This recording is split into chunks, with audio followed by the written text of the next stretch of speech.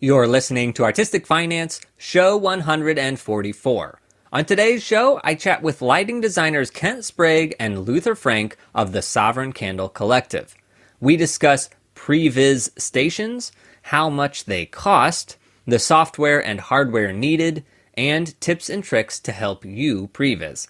Before we get started, I want to boast about one of our Patreon patrons. Now you may think, we get it, Ethan, you want everyone in the world to become an Artistic Finance patron. And that's true. But listen, the Artistic Finance patrons are superstars. This week, the Drama Desk Award nominations came out. Now, this happens every year and has happened since 1955. And being nominated is a significant distinction for American theater. Now, this year is special because one of our Artistic Finance patrons, Heather Gilbert, was nominated for Best Lighting Design of a Musical. That musical is Parade, which is currently playing at the Jacobs Theater on Broadway. Congratulations, Heather. It couldn't have gone to a more deserving designer. Now, we all know that correlation does not equate to causation, but just in case there is a connection between being an Artistic Finance patron and being nominated for a Drama Desk Award, you should consider becoming a patron. Of course, you'll also be in really good company, and you'll be supporting the work that I do here at Artistic Finance. So if you want to join up, do that at patreon.com/artisticfinance. As you listen to today's episode, you may hear some background clanking. We recorded the episode at the Sovereign Candle Collective office, and I unknowingly set the microphones next to the radiator. Without further ado, let's get to the show.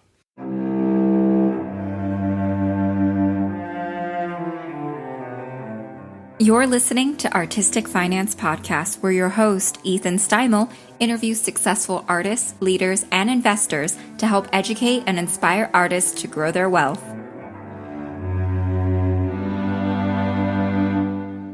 Welcome and thank you for listening. I'm your host, Ethan Steimel, and today I welcome the Sovereign Candle Collective to the show. We have Kent Sprague, lighting designer, hey, and Luther Frank, lighting designer. Howdy.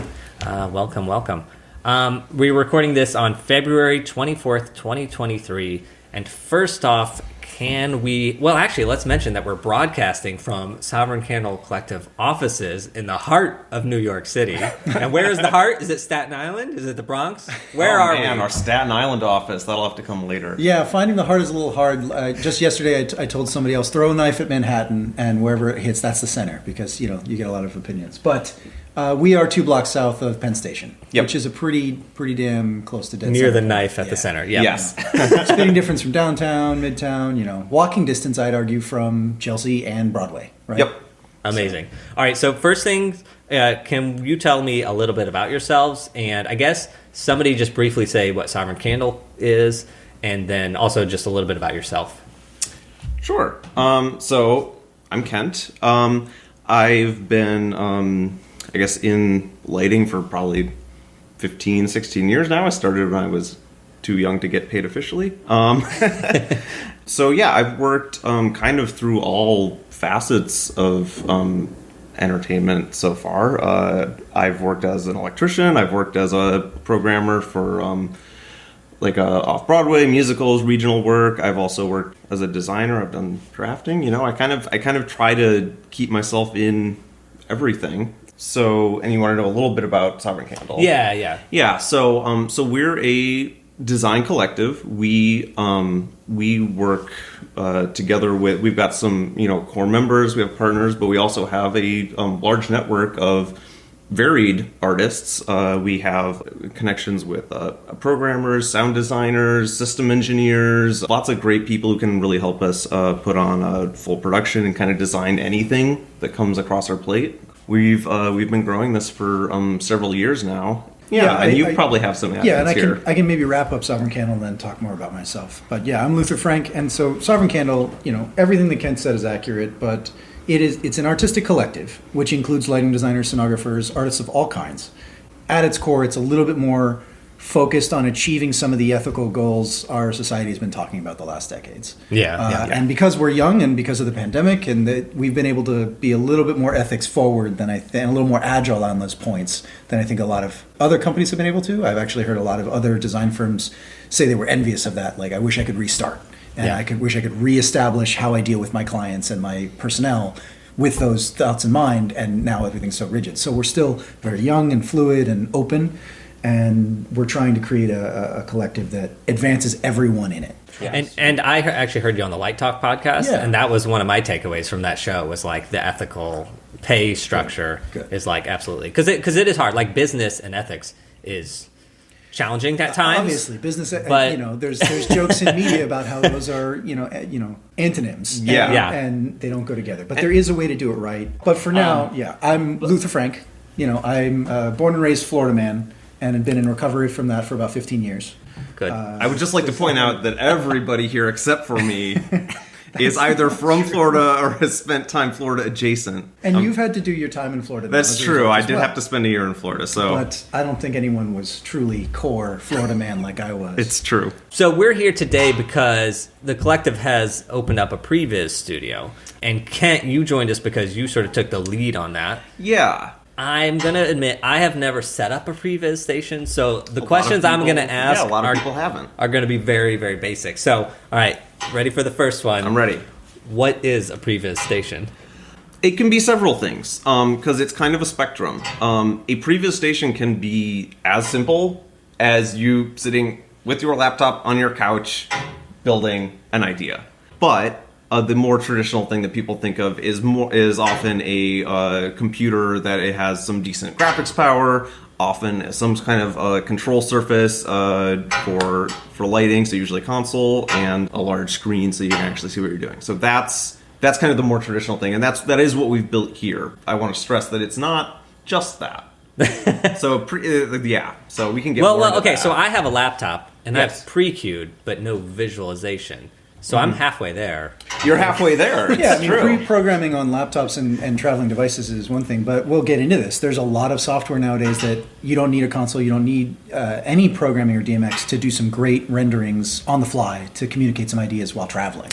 And it depends what your end goal is, and I think we'll probably talk about that too, but I mean, there's so many different ways to use Previz. It can be used to sell things, it can be used as a programming tool for you technically, and it can be used to help convey artistic concepts. So it kind of depends what your goal is with the pre-visualization. It's worth pointing out that pre-visualization also encompasses rendering, it encompasses pre-programming. There's a lot of words for this. Yeah. But it's basically any form of pre-production communication, whether that communication is down the tech chain towards master electricians or programmers or nitty-gritty tech stuff, or if it's up the chain or around the chain to producers, salespeople, directors, investors to sell concepts or to negotiate ideas. Yeah. So there's a broad Well, yeah, because when we were case. prepping for this, I said I've never done Previz ever, and Luther, you and I went to grad school together, and you said, "Well, yes, you have. I've seen your renderings." And it's like, that even if you didn't pre-programming, that rendering was a visualization, right? And it was used on the director front, usually in that case, right? And if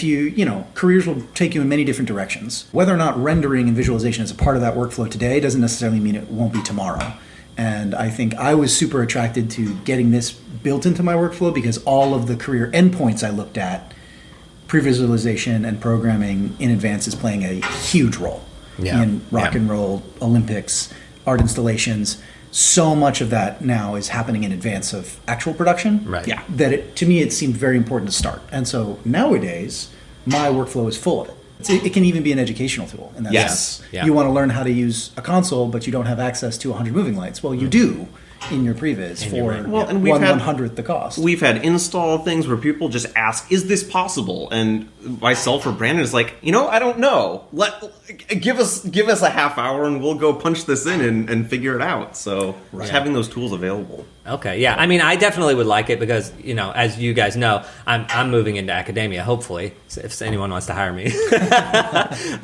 But I was thinking, well, how am I'm going to teach these people, and I don't know any Previz stuff. So now it's on my brain, as in, because it is such a handy tool. Well, you're going to know soon. Yeah, I'm going to know. You are, and as for any educators listening and for any students listening, there's a huge push for this. one of my first explorations into Previz was in grad school. You had already left, I believe, but it was for the Hog Factor competition that has since either gone on a hiatus or might be over. I'm not entirely sure. But that was light Converse in my room with no console for weeks and weeks and weeks without any support from the school. Not any support. Steve let me go. Like, he wouldn't take it. But by comparison, Steve now has a great program. This is at SMU now has a great program with a lot more equipment on this front and a lot more resources deployed there. But when I went to the competition, the other schools, Webster and Carnegie Mellon, had entire classes dedicated to Previz. Yeah. They had entire suites and hardware and time. Yeah. And I was very jealous and envious. I bet some of them rented in consoles for them to pre-program. And after judging that competition a couple years later, and now talking with the schools and the manufacturers throughout the pandemic, there's a wide gap in accessibility. I'm concerned by that, and I'm doing what I can to make it more accessible at LDI, integrating it into our summits and things like that, as well as trying to point out all the free and open competitions that are happening. Like Light Converse has a competition every year. They're Ukrainian-made, actually, and they had a very interesting caveat last year, which was that no Russians may participate, which I thought was kind of a strong choice, but I get it. When literally bombs are dropping on your office where you're developing Previz software. But totally the point was that it was free and accessible. There's Carbon for Unreal is trying to do the same thing. I don't know if that's free or not for the competition. I don't know if they release a thing for it. Augmented has now come out on the EOS side. GradMA 3D has been around for a long time. There's a whole community of Previz out there that even academia had not tapped into yet. Well, historically, I knew WYSIWYG and I knew Capture. Well, and I had to beg/cry and get Steve to purchase WYSIWYG for because it's expensive. It's very expensive. Super inaccessible. I believe it was like $5 or $6 grand, and that's because it integrates a drafting suite along with a paperwork suite. Like, so that's a full suite program, as opposed to something like Capture, which is still expensive and some would consider inaccessible. That doesn't really do drafting. It does, but I wouldn't. It does, but it doesn't. Yeah, WYSIWYG does, and some of the largest shows on earth are made in WYSIWYG for that reason. Well, hopefully we have time at the end. I want to ask the question of like, what's the cheapest version? Like, what are those free versions? So we'll get the decisions we made, because we're as you said, we're opening this Previz suite to the public, to rentals, to students. But it went through several iterations, right? Yeah, this is not the first time we've had this. This is our third office, and this is our first dedicated full space that could house 5 people in it. But but we've set up. There was a growth trajectory. Yeah, we've set stuff up before. So and now your studio, I looked at it, and there'll be if anyone's watching this or listening, you can go to YouTube and watch this. I'll also put some photos in the show notes. But it looks like more than one person could be prevising over there at a time. Is that true? The goal is to set this up eventually so that we've actually got 2 stations set up, which is going to be really good because then we can like have one MA, one EOS, one we can have different consoles. Well, that's what I saw. You had an ETC version and you had an MA version. Yeah. I think that as careers grow, you find yourself less reliant on one line of technology and needing to be a little bit more versatile. And I also really liked the communal aspect of having multiple shows in the same environment. I had a neat story. ETC headquarters has their desks out and they allow some previs time for certain shows. Most Broadway musicals now actually will previs. Specifically the New York Specifically the ETC New York headquarters has a previs Hell's suite. Kitchen has a previs suite. About 4 desks, I think. Yeah, which is available for various times and personnel, and you can contact them about that. But you should if you're interested. They're absolutely great to get to know. But it's all ETC. And Hog. And so this was the interesting thing. After they purchased Hog, I was doing some really, really small-time Hog gigs, and they'll still allow me, a relative nobody, to come in and previs on Hog using light Converse. And so I sat down to do a heavy metal burlesque show out in Brooklyn, and behind me sits the team from Freestyle Love Supreme, and they were prevising that. Figuring at the out same time. their Ion and show so, file. They'd have to take breaks while they tricked, and this was earlier, this was years ago now, so earlier betas of Augmented running, and it was just a neat environment. So they'd take coffee breaks and watch me program a little metal song, and then I'd take a coffee break and watch this new musical get made. And so I really hope that we can kind of do the same thing and have rock and roll and musicals and different people sort of working in the same environment. To previs, because when I say previs, I'm talking about I'm typing in lighting things and I'm seeing that happen live. That's what I mean by previs. So when you're saying rendering, because I know in Vectorworks, which is where I rendered in grad school, it was like I would build the set, I would put the lights in, I would turn them on one by one, take a photo of that.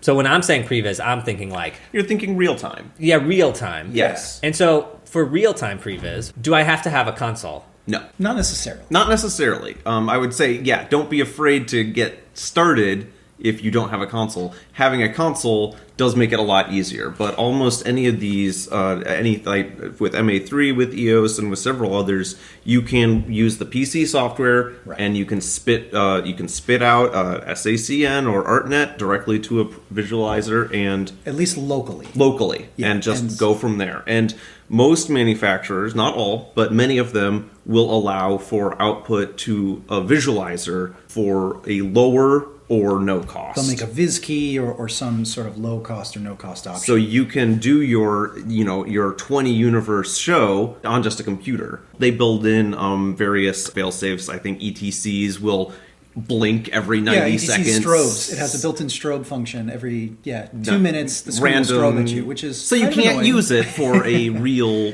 show. But those are the caveats. MA, I believe it's the 3 has a Viz key, and I need to look at the rules. Yeah, I don't know the rules yet. Investigated that recently, but it's similar. It's like the Viz key would allow it to work on local networks, that kind of thing. Got it. I have to look in that. Got it. But, okay. But you don't have to have a console. You're going to be stuck with your virtual keypads, and it's going to slow you down. But it's not a barrier to entry necessarily anymore. Right. Okay. And so then, what do you need? Like, what is the hardware? So I could have I could just use my laptop. Yeah. And then I need a monitor? Well, it really just depends. So let me give you like 2 or 3 different versions of this. If you are a student who has your laptop, which is the only piece of technology that you own because you have no money, you can run the console software, and you can also run the visualizer in another window or on another monitor, and you have to do... The networking gets tough, and that's kind of a little call out here in general. Previz requires kind of a predecessor for doing Previz in most cases is having a decent understanding of computer networking. Yes. Which is why I have not been a Previz person. Sure. Because but I've now learned that a switch, and then you plug into it, and that's a network. So I feel like you're getting there. Component of networking, yeah. I feel like I think that unfortunately networking is a part of our job. Yes. And it's been a part of our job for longer than many people are willing to admit. But it's pretty foundational now. And because of the scale of LEDs and the amount of universes the average show runs now, I mean, when I was 18, 2 universes was all... That's all you could ever on need. The Ion, because that's just 2 sensor racks, right? Yep. That's such an old concept. It's like 8 sensor racks. It was outside of the realm of many people's mindsets. But now, with the propagation of LEDs and video... the world requires networking. I'm hearing that I need my laptop and or console, and then I need another computer to run the video? That is the easier way to do it. But it's not minimum. Minimum, again, when I did Hog Factor, it was like Converse and Hog on the same monitor. That's it. On a laptop. Okay. And you programmed a significant thing. I programmed a rock show for LEI. Now, to be clear, this is a sucky workflow, and it's not fun. It took me why is it sucky? Is it because it takes long to render? No. It's instantaneous render. Well, I mean, you want to bake at the end usually for clarity. Or is it because you're only using a keypad? But it's your keypad. Consoles are designed to speed up your workflow. They make you fast, especially a console like the MA that speaks through touch more than command line. And the hardware is there to help you. So that's why I'd say my upgrade version of you have a little bit of money and need to actually do some stuff is getting the command wing version of whatever your console is. So if you get an ETC programming wing, you get an MA3 command wing, any of this stuff will make it so much better. And then all of this console software will run on like a potato. Right. And so you don't need a good computer to actually be the console for most situations. Okay, that's good. That's good to know. The basic visualizers, the Augmented, the MA3D, those things. Once you upgrade into Capture, Depence, like these sort of client-facing visualizers, then you might need a little bit more hardware. And that was my point here, is that if you were moving into a multi-computer setup, which is probably recommended, you can run the console stuff on a less good computer, but then having a laptop or a PC with an actual graphics card and whatnot that you're actually running just the visualizer on, that's kind of the medium step and what will work for most people. If you're doing this at home, you're doing a small office, that will get you so far. Right. Command wing, your laptop, and then like a good computer. Okay. And then what you have here is the full-blown thing. Correct. We are actually running the consoles themselves. So all of that processing is happening on the actual console hardware, and then we are running into a pretty good computer. I actually have some upgrade plans, but well, and we need some upgrade plans because now we're pushing the limits of what we're doing. Correct. I mean, I was starting to get some. What is the graphics card in our computer right now? Right now we're running and this was a pandemic problem. We're running a 1660 Super, right? Which is good, but it's not. Yeah. It's not the top of the line. It's not, and I think that as software.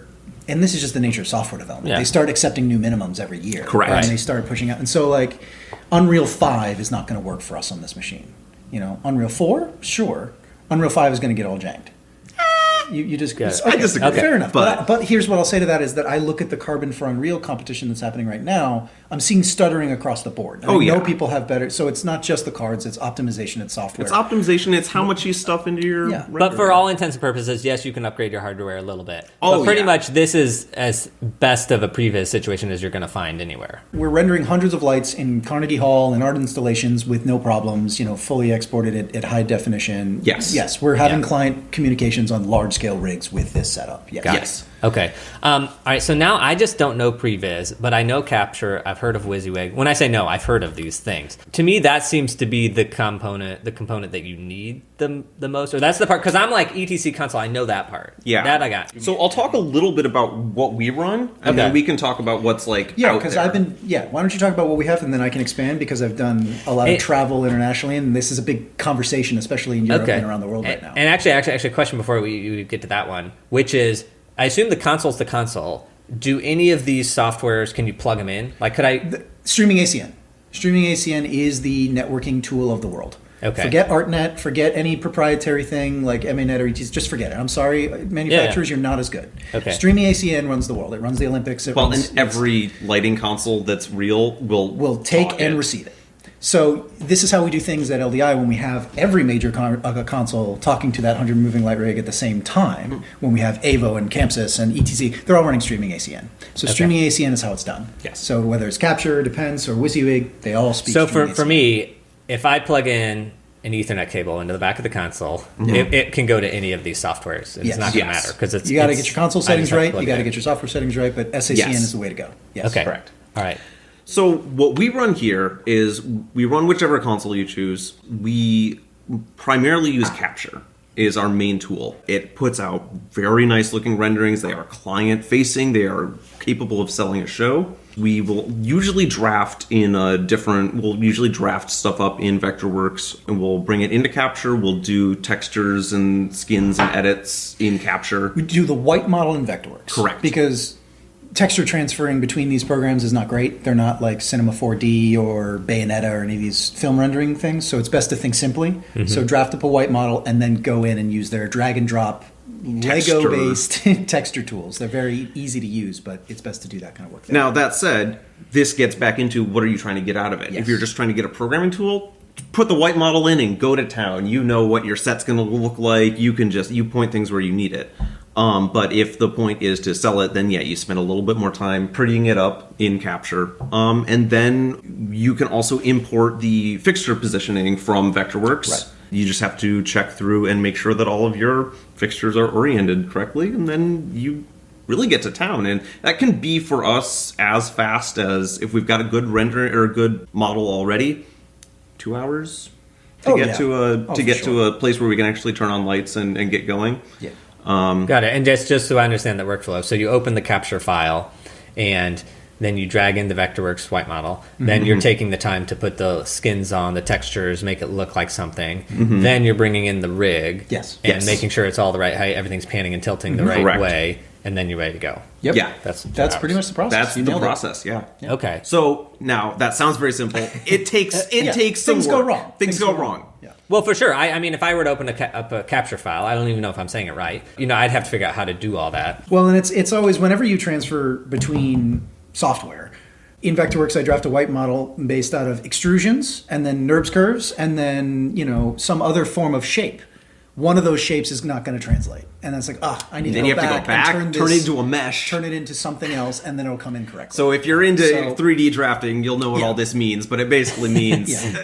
there's hiccups. think simply and, Yes. do any advanced work in the final software you're going to end up using, for sure. Got it. Okay. Yeah. And then I'm also thinking like in files, So I'm thinking, well, I have a show file, and then there's the capture file. Are those two separate things? Yes. They are, but they communicate, and they do link up. Like, in all the software will have varying degrees of how linked they are. For instance, Augmented and MA3D can travel with the programming. Augmented is Right. the EOS show file. So that one is a little bit different. Of course, those aren't necessarily, depending on your clients, client-facing. And so most client-facing softwares do not communicate one-to-one. It's not the same file. However, they do interesting things. For instance, Capture has a process where you can create an executable out of the software that saves all the DMX of your queues. So you can actually hit go in a presentation file and see not only images, you can see the so it's saving. It's almost like a DMX repeater. And also workflow wise, is this something like you do the previs, then you go into the actual thing? Can you go between the two? Like, say you have a venue that's constantly there, and you go into the real thing, and then you make all these changes, and then you have your show file, and you take that back to the capture. The capture would then be different. Would the capture be able to catch up, I guess? Well, it depends on what you mean. If you just mean lighting, then yes, it's just listening. But if you're adding new fixtures and whatnot, then you would have to go back into that capture file and change those. Oh, I see. So, like, if you had added 10 fixtures, they just wouldn't be there in the capture file. Correct. So you'd have to go into capture, add them, patch them, and then it should be easy. And then it should be fine. But again, these are all softwares that are built for us, and so there are workflows for that. Capture has a plotting and page system, so you could put different rigs on different pages. And so you can turn on your concert rig, and you can turn on your theater rig, and you can turn on your whatever rig if you're living in a space, for instance, with a rep. And turn on and off a floor package, turn on and off a front of house, that kind of stuff. Awesome. Can I ask, I know you use Capture. That's it. That's all you use, yeah? Not really. It is our primary software because it's the perfect sweet spot. And we've invested in it financially. We chose to buy the full license. I think I looked it up. It's like $6,000, $9,000 for it. It's not that much. No, it's not that $1,200. You can look it up right now. There was different. Okay, thank you. I don't know. I lied. I looked up something else. Maybe that was WYSIWYG. WYSIWYG, I believe, is up in the 6,000. If somebody else wants to, it might have been WYSIWYG. Yeah, but I believe the full symphony capture is €2,200. Full symphony package of capture is €2,200. Yeah. Yes. Okay. You know what? Actually, I want to get to pricing later because Kent made a great chart. Okay, so what do you use besides capture? So we also use we'll also use MA3D for more like technical programming things. If it's not client facing, we just need to figure some stuff out. That's very quick. Right. And kind of the same thing with Augmented. I think we use Augmented more. It's really useful as a training tool because it does look pretty good, and it really gives you an idea of how you're doing it, how it's actually going to look, and you can work it all right in the file. So it's I would say it's probably the most approachable of all of these softwares, and there's lots of documentation. And I do think it's worth pointing out that one of our biggest shows was done in Augmented because we were working in a union house at Carnegie Hall. And so we weren't going to get any tech time. We had to spend a week in pre-production with video and audio and everybody working together in timecode to bring this rock show into a venue that doesn't really like rock shows. And we weren't going to get any they tech say time. they like rock shows. Yeah, but at the same time, they're not a civic center. They're not designed to bring a tour of that magnitude in. And so it was like, you're going to get one day, and you're going to have the union as your programmers and all this. It's like, okay, so we need to timecode everything in advance. We need everything to talk. And we're going to load it into an EOS platform. We're not going to bring in an MA. We're not going to do anything. So we got a very rough model of Carnegie Hall. I was able to draft something up in white model, get it into Augmented, and that's how we did that whole show. So that wasn't client-facing. That was entirely about making that pre-production workflow happen. Correct. Absolutely. And it was extremely valuable. With Augmented and Grand MA3D, are those built into the consoles, or are those a separate software? MA3D is built into... Well, there's two, actually. Yes, it's true. So MA has... You cover MA first. MA has a visualizer built in and has since the late 90s. Yes. Even in MA1, they had a very goofy stick-based, and it was great. It was amazing. That still exists. They separated MA3D as a standalone software program to get more visual fidelity. So there isn't any console visualizer. It's very, very rudimentary. Functional. And then there is a much more advanced full model, very similar output to... Got it. So if I were to download Grand MA3 offline, it would have the simple software in it already. Yes. And then if I wanted to get a better visualizer, you I would download that program. MA3D is the name of that software. Which is a little confusing now with MA3. 3D. Yes. Okay. Yeah, it's not great. Okay. But Augmented is built directly in. You can run it on any EOS, almost any EOS console, but it also has a separate tether program, so you can run that separately on a computer and get better fidelity, better performance. And these are the two consoles we use in-house, but most consoles are integrating some form of visualizer these days. Chamsys has one. Evo has... I saw Chamsys as a LDI for, like, I did a workshopping thing. Theirs is good, I think. Yeah, and Evo is really impressing everyone with their new desk, the D9, and its visualizer. It has built-in... I'm fairly certain it has built-in video capability in the visualizer as well. And so, like, they're doing a step above the built-ins, for sure. Nice. Well, that's good to hear. So if you're an Evo designer, you might not need capture. Well, it's so funny because Evo, I feel like in my life, like I loved Evo, like right when I got out of grad school, I was like, okay, decent. I like the workflow, and then it sort of disappeared from my life for a while. Market penetration, and then like the last year or so, I've been hearing people say Evo, and I'm like, what is going on? They have a really great, and I don't know if you can publish photos or something, but like if you just go to the Evo website, you can see the visualizer. That is better fidelity than I'm seeing out of anybody else's in-house video. Like, right out of the desk. Kind of. I'll have to ask their permission to see if I can share that. But if not, go to avo.com or whatever. Okay, so Granime, Augmented 3D, and Capture are what you use. But there are other programs. There are. Like I've mentioned WYSIWYG. Have you ever used that or So I know it's going to piss Steve off, but I never used it after he purchased it for so Steve was our professor in you should clarify in grad school. So I know who Steve is. You know who Steve is. So I begged him, and one of the reasons I begged him was because Cavalia had come through Dallas at that time, and I got a backstage tour, and they did everything in WYSIWYG, and then I started learning, okay, so if I want to work internationally, I need to learn the software. And I did, but then I couldn't afford it, and no one in New York was using it, right? So it's not really being used over here. It's still being used in Europe by a lot of major tours, but I just went to several conferences over in Europe in the last 2 years. There's been an interesting shift in what is being visualized and what software is being preferred in those worlds. Everyone tried Unreal and Unity during the pandemic. And I can talk a little more about that after you're done. And when I say, so I'm pulling in an international perspective here. So Ken, please take everything you've heard from USITD and all these other domestic conferences. I just think it's valuable to understand both. And when I say everyone, I mean every Royal Opera House, Sweden, Denmark, Germany, all the Royal Opera Houses, the Olympics, all these larger, sort of more global focused organizations and large scale shows, they've all been prevising for years. And so during the pandemic, they took their downtime and they decided to try Unity and Unreal. Almost all of them came to the conclusion that those are not ready for our industry, and that makes sense. These are game engines. These are advanced rendering engines. They require a lot of work. And every other solution you're going to hear about today, Capture, WYSIWYG, Depence, they were made for us, right? And so they're functional and fast. Unity and Unreal are not. They create beautiful images, but they're so slow. And so they might only be relative for a creative environment for a while. And by slow, you mean slow to work in. Slow to work in, yes. Correct. There's a massive barrier to entry to getting into those softwares. Because I've seen Unreal is the one I see on YouTube and stuff with just amazing visuals. Yes. And I'm seeing lighting rigs in there. And Carbon for Unreal is a piece of software. It is not Unreal. It is Carbon for Unreal. And they are trying to bridge the gap. It's a plugin. It is a plugin for Unreal.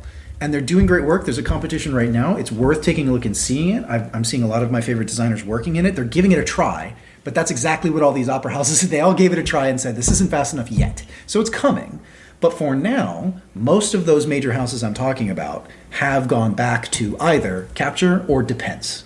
Depence being the more expensive because it also does fire, water effects, lasers. So fountains. You'll see Depence gets used in Vegas. Depence gets used in giant facilities. If you want to show your laser show to the Prince of Abu Dhabi, you're going to be using Depence to do that. Got it. But then Capture is it's the sweet spot for us, and I think it's the sweet spot for a lot of arts organizations. Yeah. Got it. But yes, WYSIWYG still exists, Depence exists, Unity and Unreal are being used a little bit, but mostly in an experimental way right now. Augmented is actually built in Unity.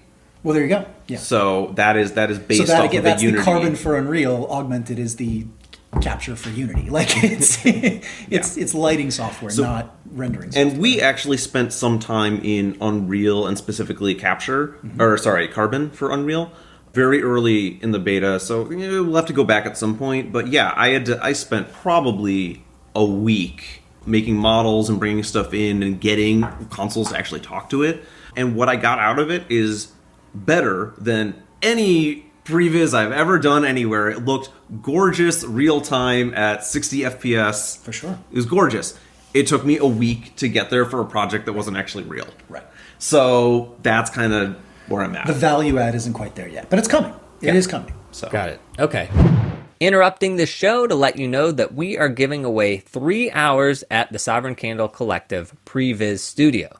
If you have a project coming up that could benefit from some Previz, or if you'd like to practice programming, or if you just want to spend some time in the studio right next to Madison Square Garden, all you have to do is email me at artisticfinancepodcast@gmail.com. Let me know what you plan to use your Previz time for. I'll be picking one person to get that 3-hour time slot. Again, email me at artisticfinancepodcast@gmail.com. I'll give you 1 week to do that, so email me before our next episode. Before we get back to the show, I do want to mention our previous guests who were nominated for Drama Desk Awards this week. Greg Barnes for Some Like It Hot, Chamsys for On That Day in Amsterdam. Cha was part of our episode in Tagalog. Ken Billington was nominated for New York, New York. Kate Hevner was nominated for Between the Lines, and Cookie Jordan for The Piano Lesson. And of course, my favorite nominee, Heather Gilbert, who hasn't been a guest on the show, but is an Artistic Finance patron. Now, besides the fact that our patrons are being nominated for Drama Desk Awards left and right, people join our Patreon to keep Artistic Finance on the air. This is the only podcast in existence in which theater and entertainment professionals chat about personal finances and the business of the business. I challenge you to find another show like this because it doesn't exist. Finances within arts careers are a seldom discussed topic, and that's why this show is needed. So if you find this valuable and you want me to continue discussing these things in a public forum, please consider becoming a patron. You will get a private podcast feed with early releases and bonus content. Recently, patrons have been getting Drama Desk Award nominations. Those aren't guaranteed. But if you would like access to those things and you want to support the show, sign up at patreon.com/artisticfinance. You can join on a monthly or annual subscription. Levels start at $5 a month, and you do that at patreon.com/artisticfinance. And now, back to the show. I was going to ask about the Grand MA 3D. To jump back, that's a separate piece of software. Do you have to purchase MA3D? Do you have to purchase that? Or, okay, that's free if you have a console, I guess. No, it's free for anyone. It works with MA on PC as well. Oh, okay, gotcha. Yep. Gotcha. Unity, okay, so I just want to list these also I know. Capture, Augmented 3D, Grand MA 3D, WYSIWYG, Light Converse? Mm-hmm. Light Converse is on here because and so Light Converse is, it's Ukrainian made. It's going through some tough times, like their support. You can't always pick up the phone. Yeah, but they're cool and they've been around for a long time. They're one of the originals. They have a good product. And Hog and them have been working together for a long time because of that. So Hog didn't have a built-in visualizer, and they used to recommend or at least use Light Converse. They would use Light Converse in their demos. They'd use Light Converse in LDI. I don't know if they ever formalized that deal, but it also ended up in ETC headquarters as the visualizer. If you were like, hey, I need to do a show on Hog, they'd set up Light Converse for you. I'm not sure where their pricing's at the moment, but it was historically, I think, pretty competitive. I think it was under Capture. I think and because its output was a little bit more towards the programming side, a little less towards the client side. Correct. Yeah. I mean, I know Hog is now ETC, but back 10 years ago, I was looking at buying a console for like all these small gigs I was doing, and I priced out Hog versus ETC, and Hog was cheaper. Well, I was very lucky because of the competition. I won a Hoglet, so I came to New York with an 8 output, or like a 6 output little device that was way better than the average Ion at the time because nobody upgrades, and of course. And I say way better, just had more outputs. It's not way better. No, but more outputs is it's less important now. If you're doing field work, it's very important. If you're doing a 6-hour setup, with cables running everywhere, let's get it done. Okay, so then Depence you mentioned, then Unreal Engine. And Unreal, I think, is one people recognize as like a film. People use it, or video. It's made for video games, but gaming. But it greatly expanded into all realms of 3D in the past year. It's exploded for sure, and film is really picking it up, especially with Point Cloud and all the 3D photography people are doing. I'm seeing some really amazing stuff out of Unreal 5 in particular. Okay, then Unity. So Unity is just a game engine. So there have been some stuff like Augmented that's been built on top of it, but it doesn't natively have like entertainment lighting. Right, you have to make it all yourself. You have to make it all yourself. And that's true in Unreal 2 until you pay for Carbon. You know, Correct. And so here's the other thing: both of these softwares are free. Unreal and Unity can be downloaded. You can download the SDK. You can start developing. They only charge you if you try to sell a product. Correct. But Carbon is not free. Carbon is going to be probably very expensive. When you say sell a product, being like... If you download Unreal Engine, develop a game, and then sell that game, you are obligated to They pay take them a 20% of the licensing. profits. Okay, but if I were to download Unreal, put in my little theater rig, program my lighting cues, and then leave... Until you export and sell software, they don't care. They don't care. Okay, interesting. Okay. So it's pretty interesting in that regard. They want people developing pretty pictures with it, so they're not going to stop you. They really only make money off the sale of software. Okay. So once you're selling software that runs on, and this is why Carbon is charging money. So like, you can look up the deal. Carbon's at least got to be going somewhere close to the market rate deal. Mm-hmm. Like, Yeah. it's 20%, it's 30%, it's something relatively high. Yeah. Last time I looked at it, so that Okay. plays into the cost of Carbon. Got it. Yeah. Okay, and then you mentioned Chamsys and Avo have their own visualizers. Which I know very little about. Yeah, which I don't- but I'm just They have mentioning their them because I they know exist. that, again, Avo's very public now with the D9 and everything. I don't think I've looked, and I apologize to Chavez, at their visualizer. Yeah, Avo has a different, I believe has an outside visualizer baked in, and I don't remember what it is. Okay. I mean, it doesn't matter. I'm But- just wondering what all the options are. And then somebody, I was telling them I was going to come talk about Previz. They said Vectorworks Live. Is that a thing that exists? No. Okay, you're both shaking your head. Good. Well, I know that I can put a set in there and I can turn on lights one by one. And then there is even a way to like record a scene. And, But they've never had what we would consider live programming, moving lights. Yeah. Like, it's never been an animated piece of software. And- okay, great. I mean, I think if you guys haven't heard of it, then... Yeah, and just to like gut check me, I searched Vectorworks Live. I don't get a problem. No, I did. So- I did the same thing. So, you know, if there's something new I don't know about, and I know that they've been partnering with Twinmotion and Lumion and all these other softwares to try and get, just like they used to partner / still partner with ESP Vision and these Yeah. other things to get that sort of functionality. In fact, for a while they were packaging Vision with the software. I don't know if they still do that, but don't actually know. Yeah. to me, it never worked as well as these other standalone programs. Right. So I Yeah. kind of skipped it. I kind of skipped Vision and just went right to like Converse or Capture. Yeah. Well, I mean, part of this conversation is that I'm trying to figure out what I want to do, and I think course. Yeah. I think Augmented is sort of where I'm going to like start. I mean, there's no just reason not to because. start with Augmented. You're an ES programmer. That comes from your world. But I did once have an illegal version of Capture back in 2000. There you go. I'm just going to be honest. 2011, somebody downloaded it to my computer because they were good with computers. And the and 2000s it- were the age of piracy. It was Yeah. super cool. Yeah, it was normal. It was regular back then.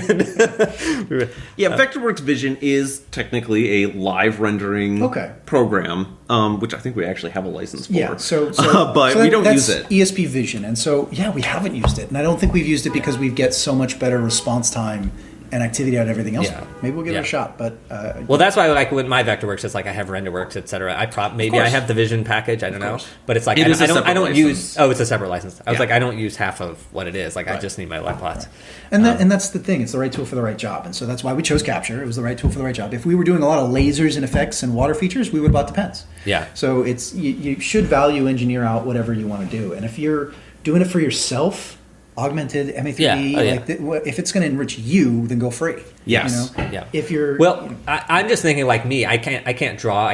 Rendering in Vectorworks takes a long time. Yes. And so I'm like, what is something when I say, oh, they're going to be standing down center in a strong backlight or a blue? Like, I just wanted to be able to quickly be like that. Augmented and MA3D are going to Yeah. be very easy to get those concepts across. Yeah. Okay. Are there any others that I haven't mentioned? I'm sure there are more out there. There's always more, but But- I don't think there's but any. we've that we need mentioned to all the talk big about. Those are players. the big ones. The ones we've listed here also have competitions, so you can immediately like look up the light Converse competition. Yeah. You know. Yeah. Yeah, you know, there's an Instagram account out there that I don't know, but they recreate Broadway lighting cues. Oh, really? Oh, It's yeah, like- I've seen I this. love whoever this is. I love it so much. Yeah, this dude builds them all. It's In so good. Capture or Augmented, I'm not sure which, but he's like played around with built Hamilton before there was the file. Yeah. For Yeah. So he just Hamilton, built it and from he just scratch. Yeah. builds these, and it's like, yeah, this is fun. Yeah.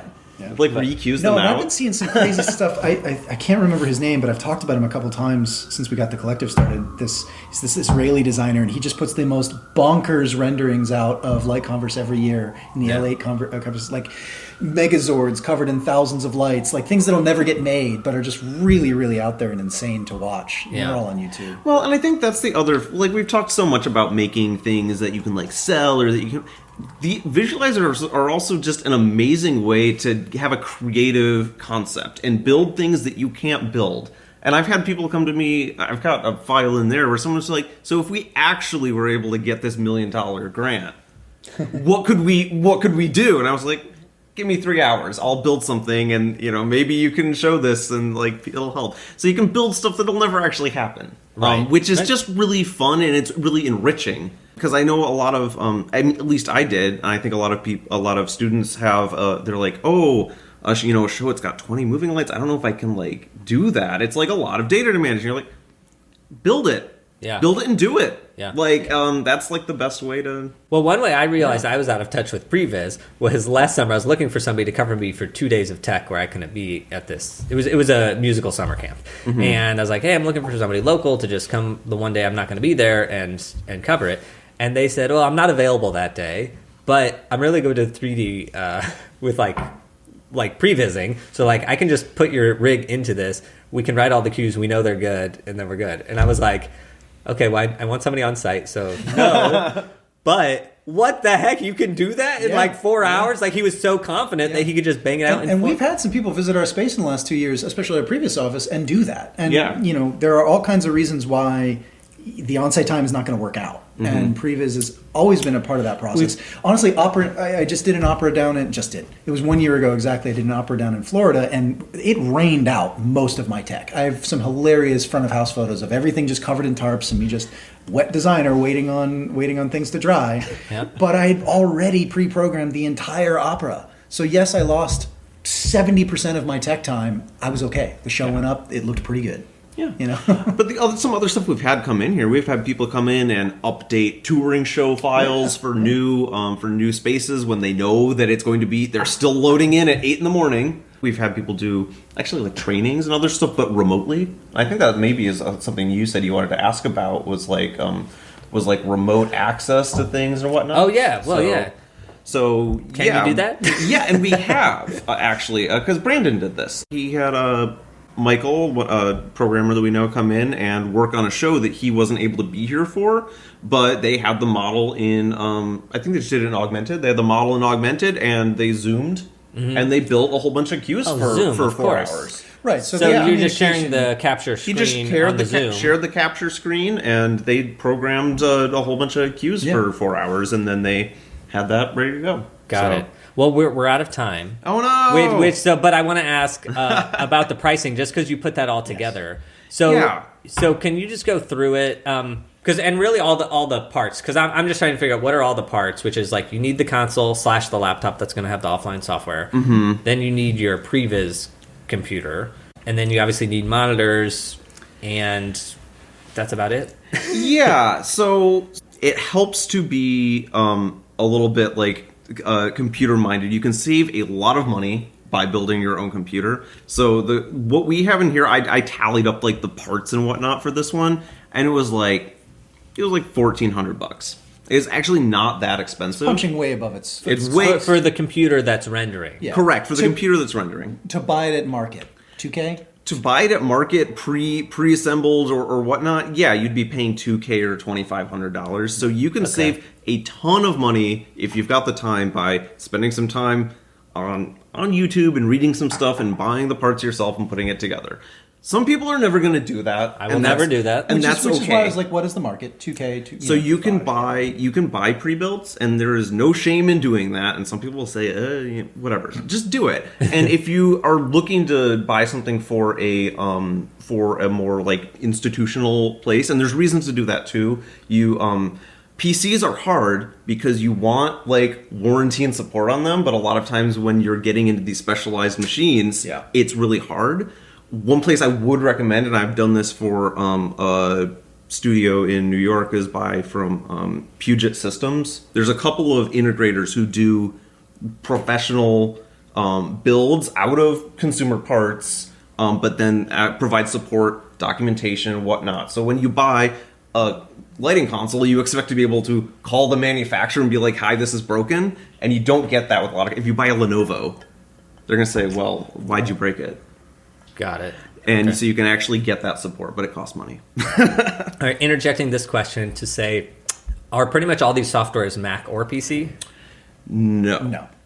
So, you're with pretty much across the board. If you've got a computer that's going to be visualizing as a dedicated machine, you want that to be a Windows machine. We run a Windows 10. No, this is disappointing to hear.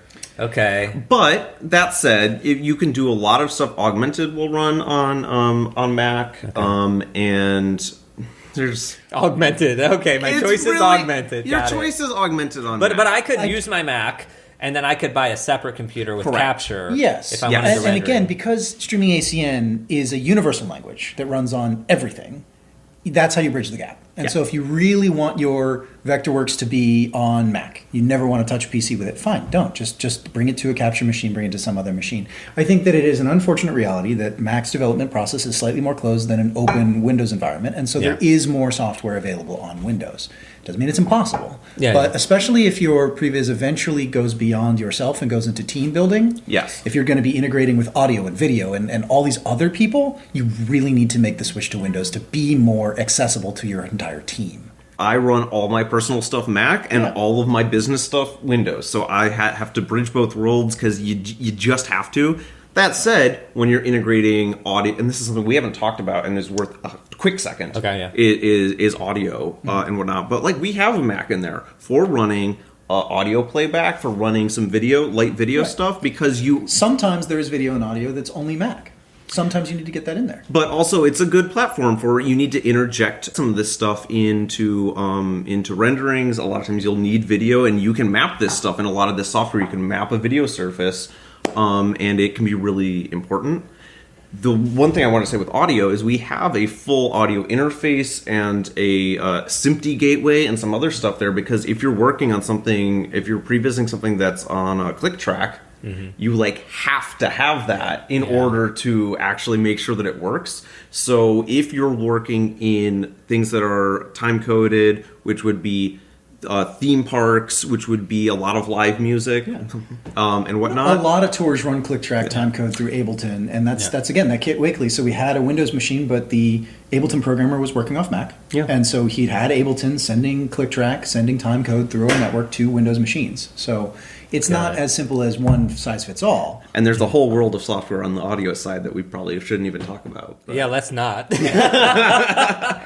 But when you said people working together, video and sound, are you implying that there could be a capture file in which a projection person is projecting and the lighting person is doing the lighting at the same time? Yes. Or, yes. And that's, And audio is piping in there. Well, and that's what we've had to do on several projects, because it all needed to speak to each other. And we're not just doing the lighting programming, we're doing the systems engineering. Yeah. We're doing the entire signal flow for this large projection to happen. And the visualizer is telling us that it's working.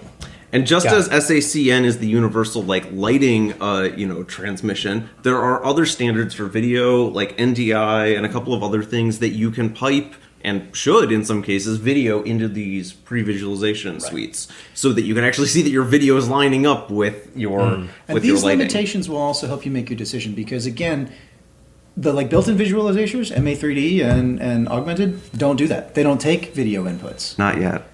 They've been saying they're going to take it. I'm not willing to give them the benefit of the doubt. I'm sorry. Produce it or it's not a real thing. So, no, they don't. Yeah. The people that do use different software. That's all there is. So if you know you're going to need to pipe video in and show a client, well, then you need the hardware to support an NDI input from whatever Resolute computer or whatever's giving you video. All right, I'm going to jump back to pricing. Yeah. So we need a computer, list price $2,500, but the way Kent does it, $1,500. 15, yeah. Yeah, so you need monitors and other stuff. So we always, our typical station will have 2 touchscreen monitors. The best ones on the market currently are the Dell P2418HT, because companies are great at naming things. But that is the best one. Okay. And those are not cheap. Touchscreen monitors run, they're almost, at this point, exclusively available in 1080p. And they run from $300 to $450, so they're expensive. Yeah, I mean, that's the computer. You need another computer or a console, and then which we've talked about, and then the other thing would really be having programming wings, and we use those for all of our EOS setups. And they're well worth it, and by far the most cost-effective way of getting control surface. Okay. So you can be fast. You have assorted audio on here. I do, and that covers an audio interface, a whole bunch of cables. We have a SMPTE gateway. And So I can't just play something on iTunes. I mean, you could if you just want to hear it. But I couldn't. But I can't channel that into Capture. Yeah, correct. And I don't think Capture really supports audio. It's not really an audio program. But this video. I couldn't run a video and.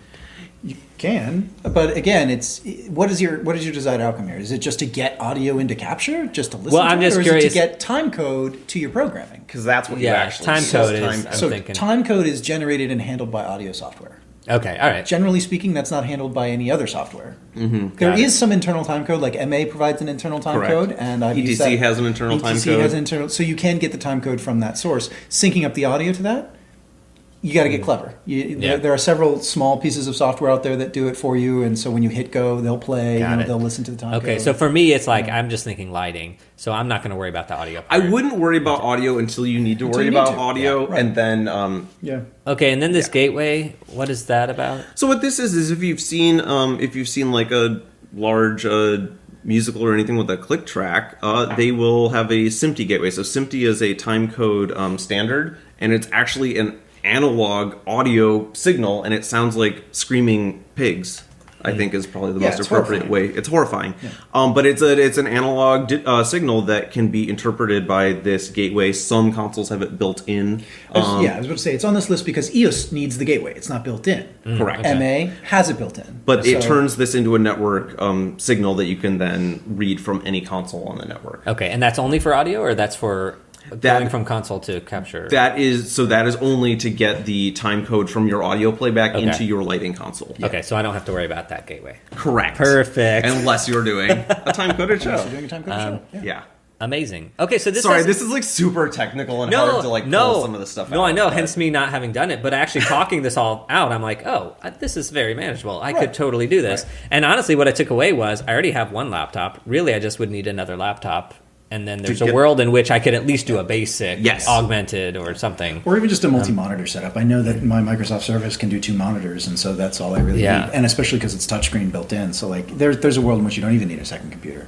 Yeah. It's all just done through loopback IP addresses. All right. Well, this is amazing. I have learned so much. I'm sorry if we drop jargon. I feel like you might need a little glossary. No, I am the perfect person because I was like, okay, I'll clarify that one. I won't clarify that one because I feel like that one's doable. or everyone knows, So no, this was awesome, and I have a lot more questions, but we're out of time. So there's the last question I want to ask you, which is really just, since you guys previs, what is a tip or trick that you can share with other people who are prevising that you've learned, like shortcut or something? The most basic one is, and I think Luther said it earlier, keep it simple in terms of if you don't need to add that like detail and whatnot, don't do it.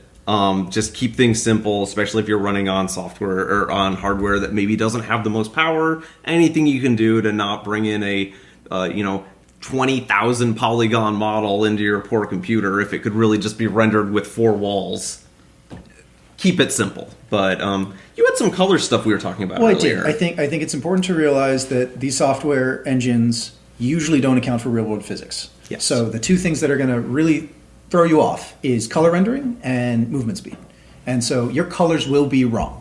Accept that. Yes. Plan to work in palettes because, and do not try to key in 100 colors in your visualizer to it's not going to work. Yeah. Unless you're really trying to communicate with a client who needs to see it, so be it. But just know you're going to have to redo those on site. Yeah. The engine is not going to be color correct, period. So work in broad strokes. In addition, those colors are not going to render at the right brightness. They're just not. They're getting closer, but red is always wrong. It's going to show you these big, bright red beams. You're not going to get them. You might not even see those beams. Yeah, red is like the bane of my existence in real life. Yeah. Exactly. So that's, and then the fixture movement, you might get the VL3500 wash fixture in your rendering agent. It has no idea how slow that fixture moves. So it's going to have it move at 0 seconds. And you're going to plan your song or your bumps or whatever on that VL making that move. Yeah, so then we black out for half a second, and then there's a big... No, it won't do it. So you need to be aware of the physical realities of your fixtures. The software ain't going to do that for you. And another one that I've seen is linked to like frame rates and whatnot. As soon as you get into strobing or other stuff, it's probably not going to render properly. Most rendering engines will go anywhere between 15 and 45 frames per second, and you're just not going to get an actual representation of strobing or quick changes in a previs. So all these things I take a note of when I'm prevising, so I know that they have a checklist when I get to site. Yes. All right, I need to check these colors. These are the 7 strobe hits that have to be on the beat, you know, like, and I can start checking and then keying those in. And making sure they're palletized in the programming, nice and clean, so that once I update it, we're good. Yeah, strobes are so fast. If you have a hit, it might fall between frames. Right. You might not even see it in a visualizer. Yeah. So. Amazing. All right. Well, what I took away from that was keep it simple. Yeah. Keep it simple. And also, we sort of glossed over it, but put everything in palettes. Yeah. Yes. That's Clean programming is still the key. Right? Yeah. You know, the visualizer is not going to make your life easier. Yeah. Because I in real life, I'm afraid to say this on air out loud, but I'm what I call a slam it in programmer. And like I make my palettes to start with, and then there's this little make absolute function in ETC. So you just have dirty and I don't want to, programming. and I'm like, I don't want to accidentally, like I lock the palettes, but I don't want to mess them up. So then I'll hit make absolute before I hit record because I'm like, I don't want to accidentally mess up the palette. Here's a great benefit of Previz is that it does give you more time to actually be fastidious about your programming. And if you're on site, you never have time to do that. You're like, it needs to save now. Here, you can be like, this is going to be a problem. And Let's solve it. it. You know, we talk about rock and roll and stuff, but that was a huge benefit for my opera process. It was like, I'm going to commit to a color palette on this show. So once those 20 palettes are keyed in, I can just spend an hour on site making those 20 palettes right. And then I really am not slamming in color in the moment, unless something's really awful. And then it's just like one scene. Okay, then I'll make one more. It saves you time if you're doing it right. There's less slamming in if you can commit to that conceptual idea that you showed the director and that you've sort of like landed on. Amazing. All right. Well, this was awesome. Thank you both so much. Yeah. And I guess everyone tune back in for when you guys are back on the show. Okay. So we can talk more about the collective and ethics and all that jazz. Well, might need more coffee first. Thanks. Yeah. Thank you, Ethan. That's it for this week's episode. Now, my takeaways are that there's quite a few free options out there. Now, since this episode was recorded, I have been watching ETC training videos on Augmented 3D, which is the built-in version. Now, you may know that 5 weeks ago, Nicole and I had a baby named Theo. Now, the thing you may not know about babies is that you have to be up every 3 hours to feed them, which means you have an hour every 3 hours in which to do something. And so what I've been doing at 3 a.m. with Nicole is watching ETC tutorials on YouTube. Those tutorials are very helpful, and I think I'm ready to start putting together a Previz file. Now, the other thing I learned is that you don't need another computer to start Previz. Yes, for better graphics and for speed, you're going to need to upgrade. You're also going to need to buy more software, and it would be nice to have a lighting console. But you can start right now with a single computer, aka there's no need for complicated networking or extra gear. All right, if you have questions or you're interested in renting the Sovereign Candle Collective Previz Studio, email previz@sovereigncandle.com. That's Previz @sovereigncandle.com. If you want to win a free 3-hour session in their Previz suite, all you have to do is email me at artisticfinancepodcast@gmail.com and say what you'd like to spend your time in the suite doing. Now, you have 1 week to email me, so get me before our next episode releases. I'll be picking the winner by then, so make sure to hit me up if you are in New York and you have a need for a Previz station. I hope this show was useful to you. It certainly made me realize I need to take a bit of time and set up a 3D file for prepping shows. It also made me realize that I too can Previz. There's no reason for me not to be doing it. If you learned anything today that's going to help you with your Previz setup or help you programming, please let me know out on the socials. Everywhere that's at Artistic Finance, and on LinkedIn, I'm Ethan Steimel. One last request by me before I end the show, and that is if you find value in listening to this show, consider helping me continue it by supporting me in a way that's convenient for you. You can do one of these following things. Subscribe or follow the show on any podcast app. Subscribe on our YouTube channel. Tell somebody about the show. That's the number one thing you can do. Leave a comment on social media and tag us at Artistic Finance. And of course, my favorite way of supporting the show is by helping me produce it by becoming a patron. Patrons pledge $5 or $10 a month and get a private podcast feed. Sign up at patreon.com/artisticfinance. Thank you for listening. That's it for today. Until next time, break a leg.